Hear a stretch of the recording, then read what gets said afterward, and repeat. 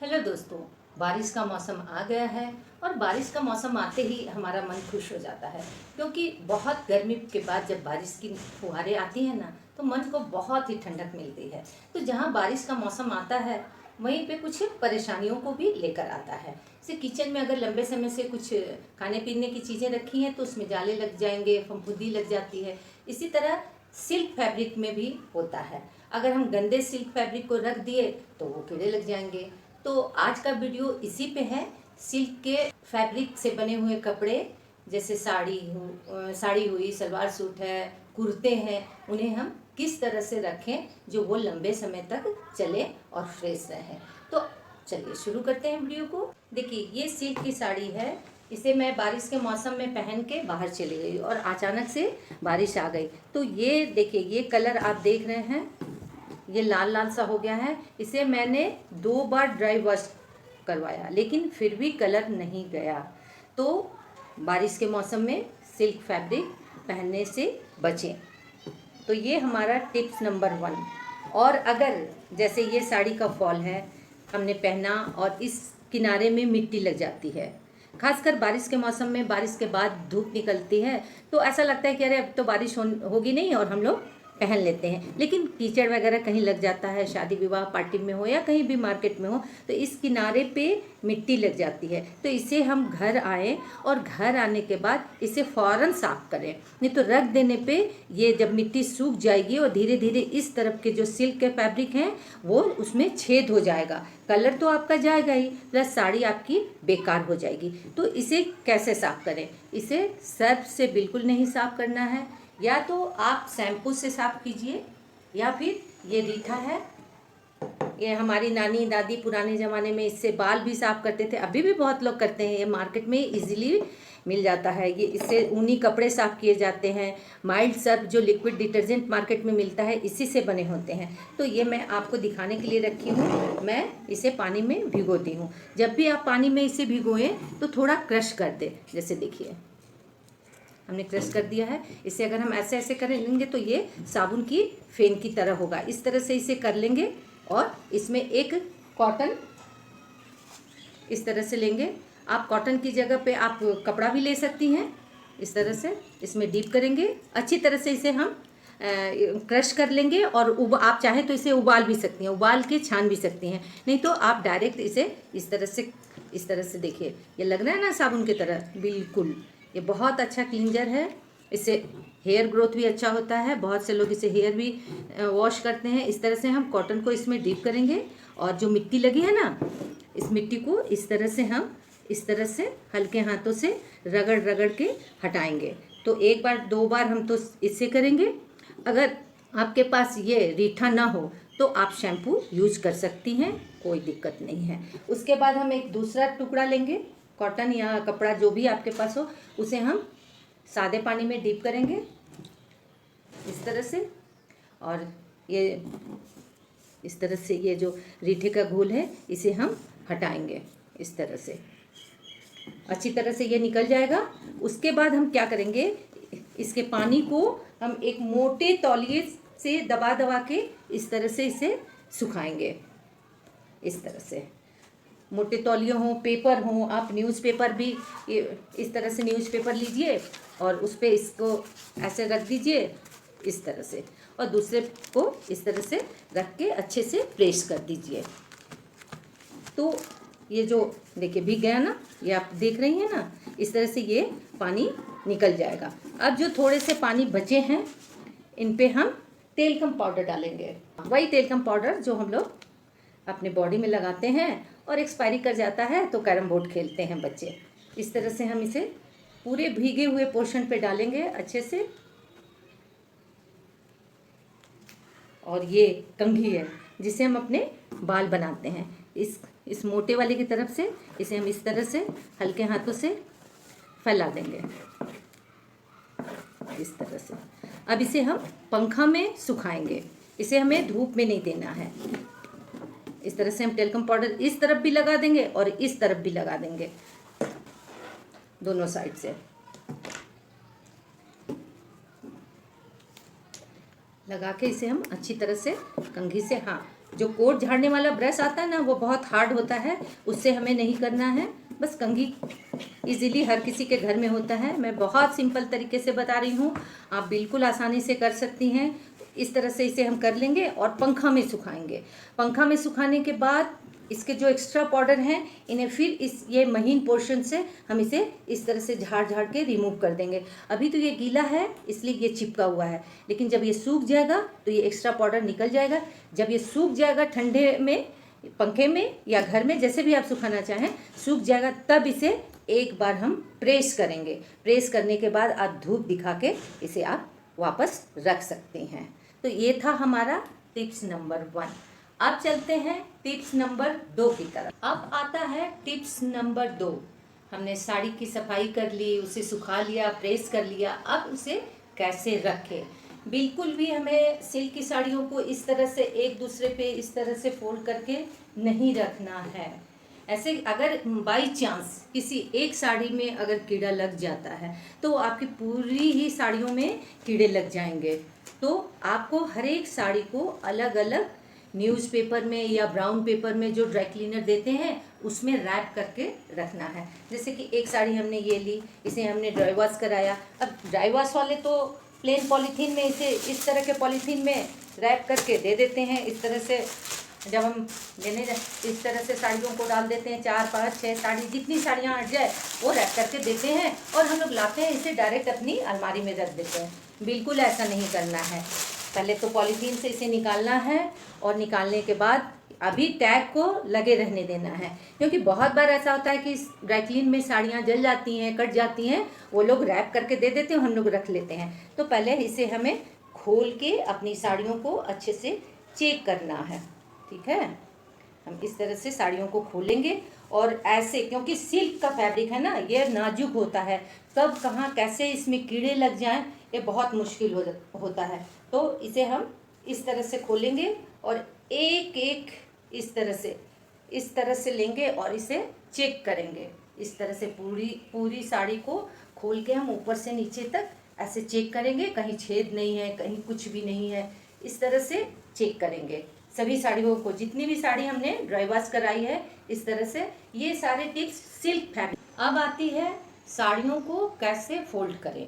तो ये देखिए, ये साड़ी फोल्ड की हुई है। हमें क्या करना है, ये पेपर तो ड्राई क्लीन वाले दिए ही हैं। चेक करने के बाद हमें इसके अपोजिट साइड इन्हें फोल्ड करना है। जैसे कि देखिए, ड्राई क्लीनर वाले ने फोल्ड किया है, अब हमें इसे अपोजिट में करना है। आप अच्छे से करेंगे ना तो आपको प्रेस की कोई ज़रूरत नहीं, और ऐसा बिल्कुल नहीं सोचने कि ड्राई वॉश होके आई है साड़ी तो इसके हम तह को, क्रीज को ना तोड़े, बिल्कुल भी ऐसा नहीं सोचना है, नहीं तो आपकी साड़ी खराब हो सकती है। बिल्कुल अपोजिट हमने कर लिया और अब इसमें न्यूज़पेपर डालेंगे। ड्राई क्लीन वाले तो एक पेपर डाल देते हैं, एक टुकड़ा, ऐसा नहीं करना है। जितना भी पेपर आपके पास हो, साड़ी के हर 2 तह के बाद आप पेपर इस्तेमाल कीजिए। देखिए इस तरह से हमने डाल दिया। अब इसको फोल्ड करेंगे तो ये पेपर इनके बीच में आ जाएगा। ठीक है, अब एक दूसरा पेपर लेते हैं, ऐसे डालते हैं। आप 1, 2 पेज, जो भी जिस ढंग से चाहें, 1 पेज हो, 2 पेज हो, आप इस पर डाल सकते हैं इसके अंदर। तो ये ऐसे हमने डाला और ये ऐसे डाला, और उसके बाद एक दूसरा पेपर लेंगे और उसमें साड़ी को इस तरह से करेंगे रैप।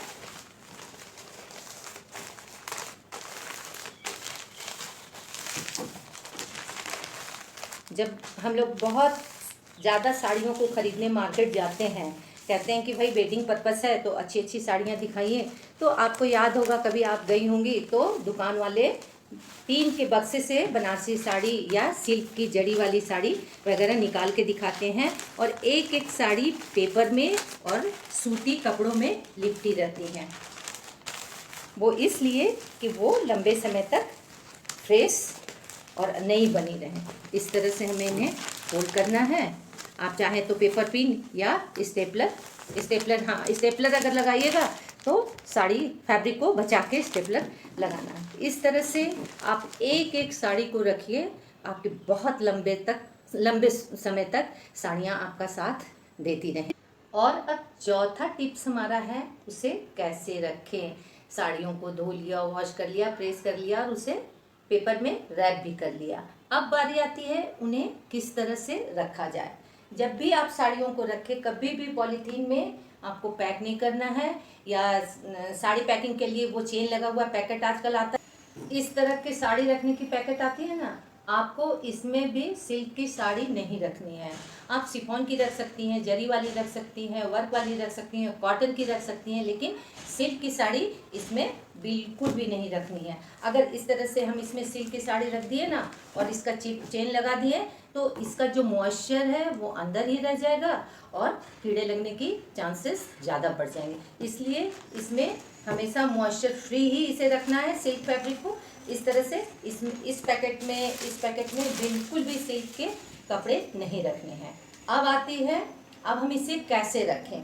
बिल्कुल भी हमें एक दूसरे पे इस तरह से अरेंज करके साड़ी नहीं रखनी है, बिल्कुल भी नहीं। तो इसके लिए हम क्या करेंगे, सबसे पहले हम एक कॉटन का दुपट्टा लेंगे, सबके पास होता ही है इस तरह से, और उसे डबल कर लेंगे। अगर दुपट्टा नहीं है तो कॉटन की साड़ी हो पुरानी, या कोई भी सॉफ्ट कपड़ा हो, चादर का कपड़ा मोटा हो जाता है, अगर वो भी नहीं है तो आप मार्किन है, मलमल है, जिस कपड़े में जो अस्तर लगाते हैं लाइनिंग वाला कपड़ा है, वो सब 45-50 रुपये मीटर मिलता है, आप उसे भी 2 मीटर ले लीजिए और इस तरह से डबल कर लीजिए। अब इसमें हम नीचे एक लेयर पेपर दे देंगे, इस तरह से पेपर डाल दिया हमने।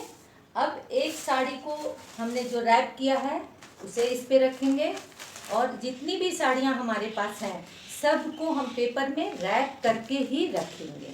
हाँ, जब पहननी हो तो थोड़ी मुश्किल होगी कि इसे खोलेंगे फिर चेक करेंगे तो निकालेंगे, ऐसे अदरवाइज हम लोग और भी साड़ियों को ट्रांसपेरेंट दुपट्टे में या पॉलीथीन में या साड़ी बैग में रखते हैं तो थोड़ा आसानी होता है। जो पहनना है उसे निकालें अपने वार्डरोब से, पहन ले। तो सिल्क में तो थोड़ी सी मशक्क़त तो करनी ही पड़ेगी। इस तरह से हम रखते जाएंगे, रैप करके रखेंगे।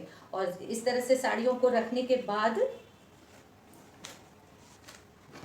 इस तरह से हम इसे करेंगे, और हर एक साड़ी भी ध्यान रखना है कि पेपर में होना चाहिए। मैं आपको ऐसे बता रही हूँ, रख के तो ऐसे बिल्कुल भी नहीं रखना है। और इसे इस तरह से लपेटेंगे, फिर इधर से इसे लपेटेंगे अच्छे से। आपने देखा भी होगा, दुकान वाले भी इसी तरह से इसे रखते हैं। तो इस तरह से हमें सिल्क की साड़ियों को रखनी है। इस तरह से अगर हम रखेंगे तो ये लंबे समय तक चलेंगी। ये तो हो गई हमारी प्लेन सिल्क की प्रिंटेड साड़ी। अब आती है जरी वाली सिल्क की साड़ी। तो जरी वाली सिल्क की साड़ी भी इसी तरह से रखेंगे। जैसे ये सिल्क में जरी का, ये कप्तान सिल्क है, इसे हमने,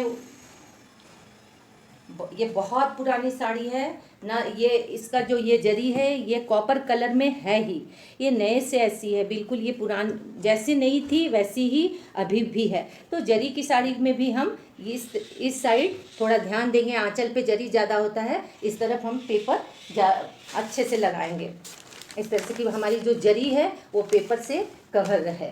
तो अगर जरी पेपर से कवर नहीं रहेगी तो बारिश के मौसम में ये काला पड़ जाएगा। तो इस तरह से जरी वाली भी रेशम की साड़ी को हम इसी तरह से रखेंगे। अब हमारा 5वां टिप्स है शर्ट के बारे में, चाहे वो लेडीज शर्ट हो या जेंट्स शर्ट हो। तो जब भी जेंट्स लोग खासकर शर्ट पहनते हैं तो वो जो बनियान पहनते हैं वो सैंडो होता है। तो सैंडो बनियान पहनने से इस तरफ यहाँ पे जब ये बॉडी के संपर्क में आता है स्किन में, तो पहनने के बाद एक बार के बाद इसे धोया नहीं जाता है और संभव भी नहीं है, ख़राब भी हो जाएगा। तो एक बार यूज़ करने के बाद इसे टांग देते हैं इस तरह के हैंगर में। तो पहली बात तो इस तरह का हैंगर आपको सिल्क फैब्रिक के लिए बिल्कुल नहीं यूज करना है, ना लोहे का, ना मेटल का, ना एल्युमिनियम का। अगर 5-10 मिनट के लिए आप इसे पसीना सूखने के लिए या हवा लगने के लिए इसे हैंगर में टांगना भी चाहते हैं तो इस तरह का प्लास्टिक का हैंगर यूज कीजिएगा। तो इस तरह के जब इतने नाजुक रेशमी मखमली शर्ट हैं तो इनको थोड़ी सी खुशामद की ज़रूरत होती है। सैंडो गंजी पहनने पे जो स्किन के संपर्क में आएगा ये पोर्शन आता है ना इतना सा, तो यहाँ पे पसीना लग जाते हैं और काले पड़ जाते हैं, कलर भी चले जाते हैं और मिस मैच हो जाता है फैब्रिक। तो इसके लिए आप क्या करें कि जब भी आपका बेटा हो, हस्बैंड हो, भाई हो, पापा हो, तो अगर वो इस तरह से वियर करे सिल्क के शर्ट या कुर्ते को, तो आप उनको सजेस्ट कीजिए बाजू वाली बनियान आती है, तो बाजू वाली बनियान जब इसके अंदर पहनेंगे तो बाजू तक वो कवर कर जाएगा। अगर फुल स्लीव भी है तो कोई टेंशन नहीं है, क्योंकि आगे जाके स्लीव थोड़ा लूज हो जाता है, वो डायरेक्ट वो स्किन के संपर्क में नहीं आता है। तो इस तरह से शर्ट को बाजू वाले बनियान के साथ वियर करेंगे तो अच्छा रहेगा। और जब कभी आधे एक घंटे के लिए इसे हैंगर में टांगना है तो प्लास्टिक का हैंगर यूज करें, और इसे भी हम उसी तरह से फोल्ड करेंगे पेपर डाल के। विदाउट पेपर तो रखना ही नहीं है सिल्क फैब्रिक को, उसमें बिल्कुल भी मॉइस्चर नहीं रहना चाहिए। इस तरह से इसे भी हम फोल्ड करेंगे।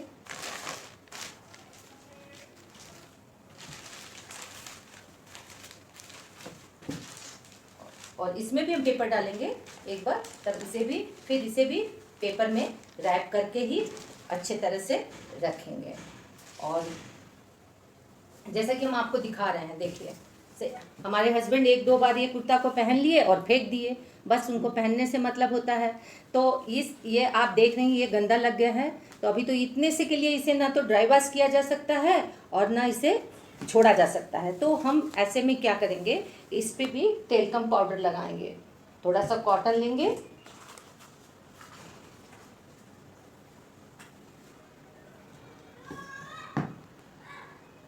और क्योंकि ये गीला नहीं है, ये सूखा है, थोड़ा सा इसमें गर्दन का पसीना लग गया है, तो इसे हम अच्छी तरह से टेल्कम पाउडर लगा देंगे। और ध्यान में रखेंगे कि जब भी इस तरह के शर्ट या कुर्ते पहने तो पहले टेल्कम पाउडर इस पे लगा दें, तो ये काला नहीं होगा और कलर भी फेड नहीं होगा और आपको धोने की ज़रूरत भी नहीं होगी। इस तरह से इस पर टेल्कम पाउडर लगा दें पहनने के पहले। चलते चलते मैं एक और टिप्स देना चाहूँगी। बहुत सारे अच्छे ड्रेसेस होते हैं जिनके कलर चले जाते हैं, हल्के हो जाते हैं या हमें नहीं पसंद होता है, तो हम उन्हें डाई करा के फिर रीयूज़ करते हैं। तो ऐसे ही कुछ सिल्क की साड़ियाँ होंगी, सूट होंगे, कुर्ते होंगे। तो जब भी आप सिल्क के फैब्रिक को डाई करवाने के लिए जाएँ तो डाई करने वाले से बोलें कि सिल्क का कलर ही यूज़ करेंगे। कॉटन का कलर अलग आता है, सिल्क का कलर अलग आता है। अगर कॉटन कलर से सिल्क को डाई करेंगे तो शाइनिंग बहुत अच्छी नहीं होगी, और सिल्क का फैब्रिक के लिए सिल्क के कलर को यूज़ करेंगे तो कपड़े में शाइनिंग बनी रहेगी। तो बस आज इतना ही। जितने भी टिप्स हमने शेयर किए हैं सभी अपने अनुभव पे हैं, तो ऐसे ही अपने अनुभव पे आधारित हमने एक वीडियो और भी आपसे शेयर किया है, जिसका लिंक मैं डिस्क्रिप्शन में दे दूँगी। किस साड़ी के फैब्रिक के साथ किस तरह का फैब्रिक का पेटीकोट होना चाहिए। तो मिलते हैं फिर ऐसे ही यूजफुल एवं इंटरेस्टिंग वीडियो के साथ।